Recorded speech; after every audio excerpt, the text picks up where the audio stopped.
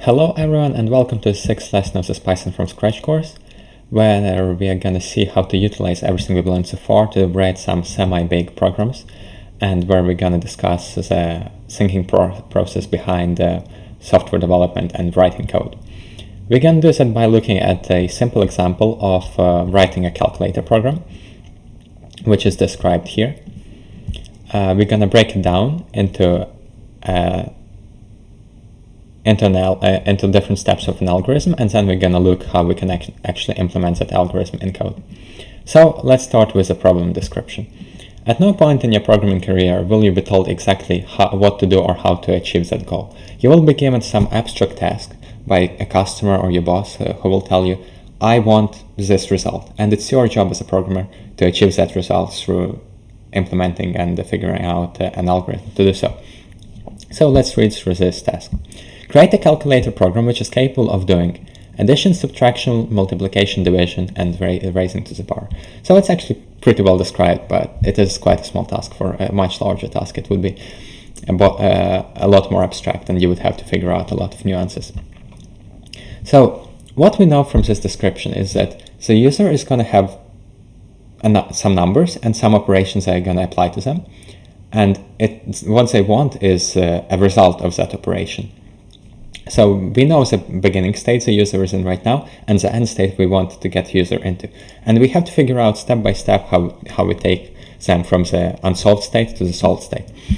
And here we can look at the breakdown of that task. So initially we need to retrieve the information the user already has. Takes numbers from the user, and we can do that through the input function. Actually, now that we think about it, the user is not going to be able to see our code, so they will not know what to give us. So we need to explain to the user what the program is actually doing, what it is capable of. Obviously, it's a calculator program, so we won't need a lot of explanation, but we need some explanation. Because if you were to open Google and it was just a blank page with a bar in it, you wouldn't know that it's a search engine, right? There are clues there and so on and so forth.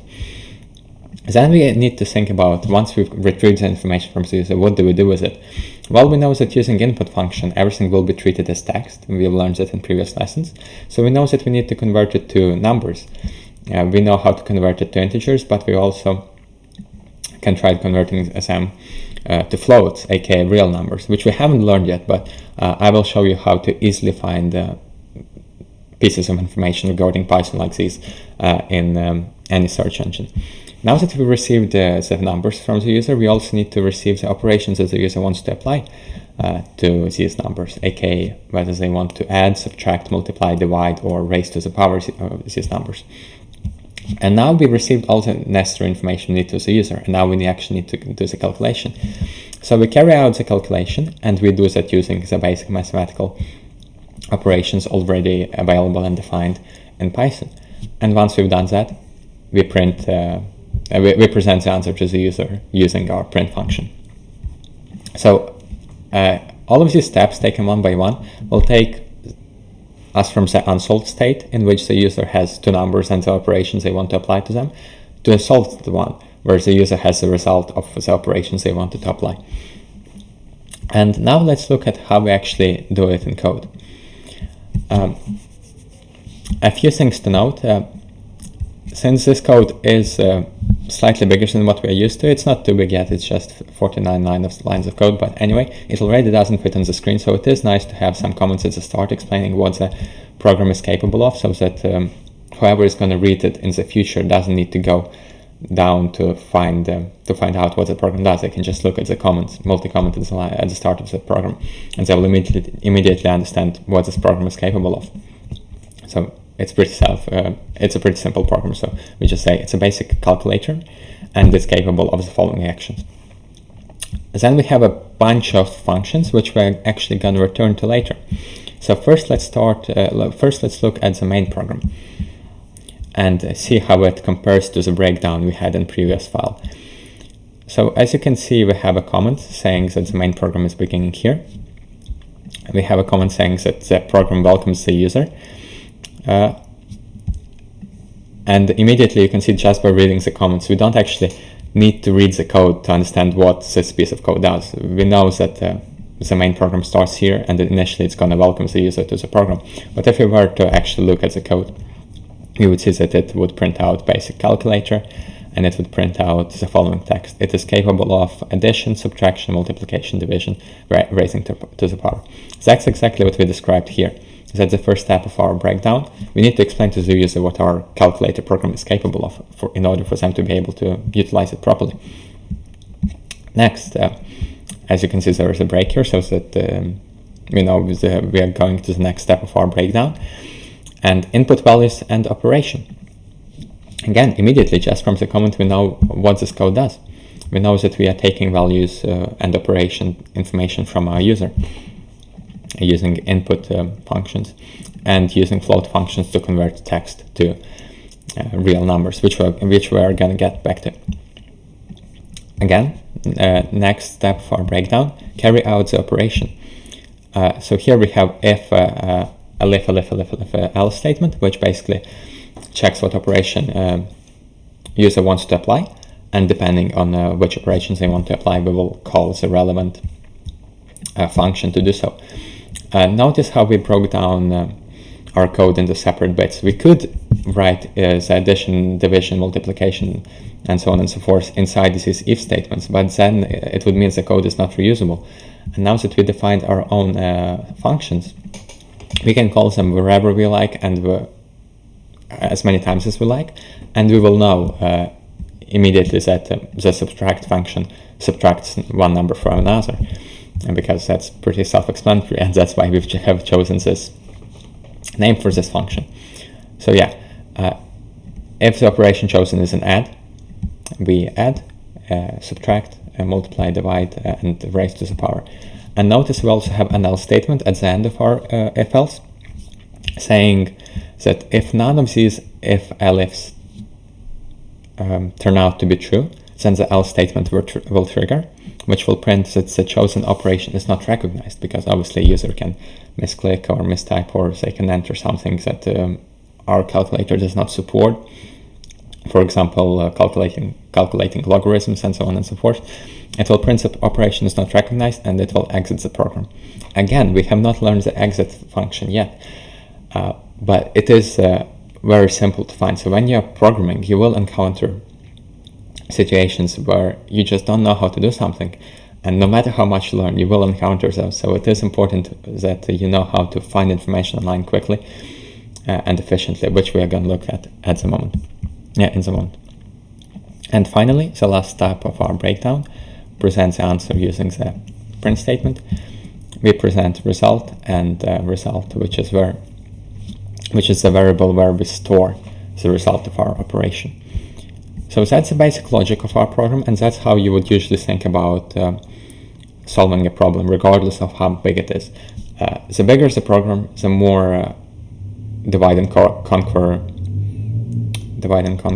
concept you need to apply. No matter how smart you are, there is going to be a problem big enough that you will not be able to comprehend and solve in one go. You have to break down it into the smaller tasks, smaller subtasks, and even further until each subtask is small enough for you to be able to solve it in one go. So now let's have a look at how the program is actually executing and how it is run. So when we run the program, it prompts the user that it is a basic calculator, and it tells them what it is capable of. So the end user, will not actually be able to see our code. That's why it's really important that we show to them what this program is capable of, so that they know how to use it. So say it asks for the first value. Let's do 4. Operation, let's do addition, and 9. And we get the result of 13. That's because this if statement was triggered. Operation was a plus, and it called the add function, to which it supplied 2 values, 4 and 9. Then the add function returns a sum of these 2 values, and we stored the result in our result variable, and then on line 49 we printed the result, which turned out to be 13. Now let's see whether all the other operations work. Let's do 4 minus 8. 4 minus 8 is indeed minus 4. let's do 3 multiplied by 9, 27. 5 divided by 5. And we get an error, our first error. Could not convert string to float. That's because I entered everything in one line. So as you can see, we already found our first bug in our program. But we are not too concerned about error catching at this stage of our code, at this stage of our Python career. Eventually, you will learn how to handle all the errors to make sure we return readable and understandable explanation of why the program cannot execute to our user. Obviously, we don't want to show them an actual error because that would usually scare an average user away. Let's run it again. 5 divided by 5, and once I entered everything correctly, it does indeed return 1. And one last one, which is raising to the power 3 raised to the power 3, 27. 3 to the power 3 is indeed 27. So as we just noticed, actually, our program is not error-free. Obviously, errors can happen, and usually that's because a user enters something that we were not expecting. And as I said, we don't need to concern ourselves with catching all the errors as of now, but it is something that's very useful to think about. So, for example, what if the user enters something that is not a number, a string, for example? Again, we get an error that we could not convert string to float. That's because hello is a string, and a float function doesn't expect a number. So yes, that's about errors. We will learn about those in later stages. And now I just want to quickly go through finding information online. So when you're going to be converting your breakdown of the task into code, inevitably you will encounter a situation in which you don't know a certain thing, you don't know how to do a certain thing. So your best friend is Google or any other search engine, whichever one you prefer. I personally use Google. So I'll show you how to do that. So for example, let's look at the exit command. Let's look at float first. So we know that we're going to take input from the user, right? And we know that we need to convert it to a number. We already know how to convert it to an int, but what if we want to work with real numbers rather than just integers? Well, we go to Google and we say convert string to real number, and that Python is end, so that Google knows what programming language we are dealing with. How do I parse a string to a float or int? Stack Overflow is your best friend if you're a programmer. And here we can see that someone already had a problem that we are currently encountering, which is quite common actually. How do I parse a string to a float or an int? So as we can see, they are trying to parse a string,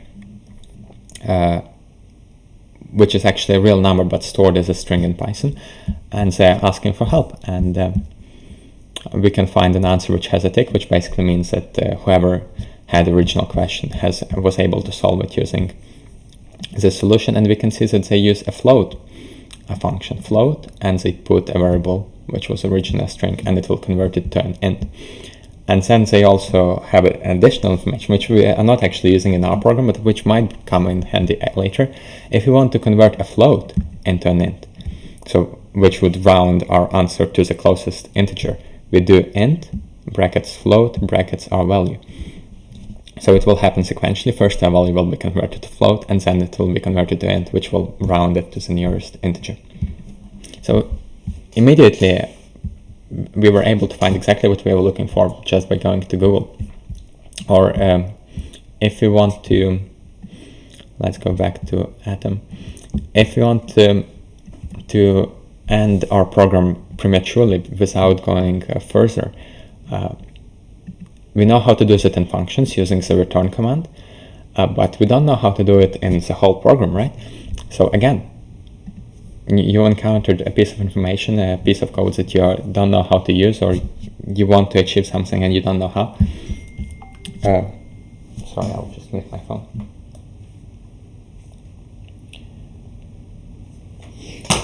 You just go to Google and you search for it. and program execution Python. How to stop or terminate Python script from running. And let's look at that. Again, Stack Overflow, our best friend. And we can see there are different results. Here there is no tick because the original author did not choose this as the best answer, but we can see that 167 people have found it useful, so it's probably the correct answer. And we can see the exit function. You can also do it using the exit function in your code. And just because it says something will work, it will not always work, but it is a good clue. You can literally just go to your code and you can put the exit function and you can see exactly what it does. And in our case, it is exactly what we need. By putting an exit here, we will exit the program at this stage if the chosen operation was not recognized, and therefore the result will never be used. Will never be presented to the user. And we actually didn't show this use case, so let's show it just now. So if we want 10, and then we want log, which is not implemented yet. 10 log 20, chosen operation is not recognized. And as you can see, this line is not executed because our program exited at line 46 because else statement was triggered. And that's how you search for information online. You just go to Google, you try to structure you try to phrase what you're looking for is in the most structured way possible, and you try to think about how a different person might have been searching for it. And for simple tasks like this one, it's pretty self-explanatory how to stop terminate a Python script from running. But for a more complicated ones, you'd have to think about a scenario in which other programmers before you might have encountered this problem. And that's pretty much everything I wanted to go through in this lesson. As you can see, our program is very modular, so if we wanted to add a different operation, for example, we could just create a different function and we could implement it very quickly, and we would just need to add another elif statement here for a different operation, and our program would immediately be able to do so much more without us having to redesign the entire program. And that's why using functions and utilizing functions in our programs is so important, because they allow us to reuse code as much as we want and make our code so much more restructurable, if that's a word in English. You can restructure it and redesign it with very minimal amount of efforts. Anyways, that's everything I want to talk to you about today. I hope you enjoyed it, and see you next time.